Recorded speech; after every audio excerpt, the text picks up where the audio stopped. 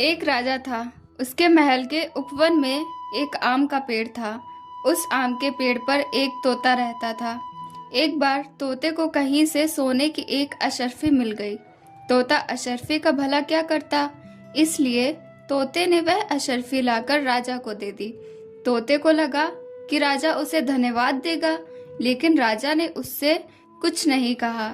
इसके बाद राजा जब अपनी राजसभा में पहुंचा तो अपने सभासदों को अशर्फी दिखा दिखा कर कहने लगा कि ये देखो, मेरे पास कितनी सुंदर और कितनी कीमती अशर्फी है। एक सभासद ने पूछा, यह आपको कहाँ से मिली? राजा ने झूठ बोलते हुए कहा, यह मेरे पुरखों के समय से मेरे पास है। जब इस बात का पता तोते को चला तो उसे बहुत क्रोध आया कि राजा ने सभासदों को यह क्यों नहीं बताया कि यह अशर्फी एक तोते ने दी है। तोते ने राजा के पास जाकर उससे झूठ बोलने का कारण पूछा।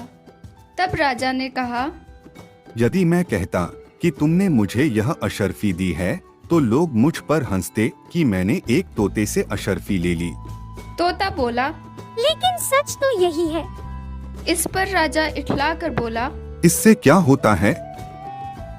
जो मैं कहूँगा वही सच माना जाएगा।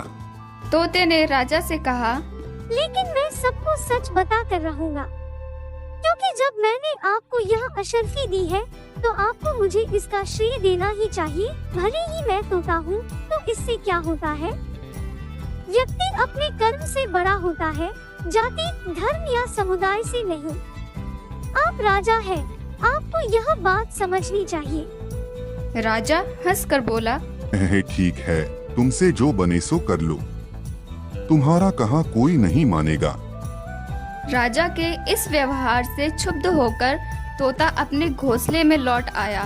कुछ देर बाद तोता पेड़ की सबसे ऊंची फुनगी पर बैठ गया और जोर जोर से चिल्ला चिल्ला कर कहने लगा, बात सुनो सब करके गौर, राजा ठहरा पक्का चोर। उसने एक अशर्फी पाई जो तोते ने उसे दिलाई। राजा अब कहता है अपनी जो है एकदम चीज पराई। राजा के नौकरों ने तोते का गाना सुना तो भागकर राजा के पास पहुंचे और तोते के गाने के बारे में उसे बताया। राजा समझ गया था कि तोता सबको असली बात बताए बिना नहीं मानेगा। उसने नौकरों को आदेश दिया कि जाकर उस तोते को मार डालो। नौकर राजा का आदेश पाकर तोते को मारने जा पहुंचे, मगर तोते को मारना आसान नहीं था। एक तो वह सबसे ऊंची डाल की फुनगी पर बैठा था और उस पर यहाँ वहाँ फुदक जाता था। तोते ने देखा कि राजा ने उसे मारने के लिए अपने नौकर भेजे हैं, तो वह और जोर जोर से गाने लगा, बात सुनो सब करके गौर, राजा ठहरा पक्का चोर। उसने एक अशर्फी पाई जो तोते ने उसे दिलाई। राजा अब कहता है अपनी जो है एकदम चीज पराई। मैंने जो ये बात बताई, राजा ने डर फौज बुलाई। एक छोटे से तोते को भी खुद ना मार सका यह भाई। मैंने जब यह याद दिलाई, आया है वह ले तलवार, अब होगी उसकी जगत हसाई।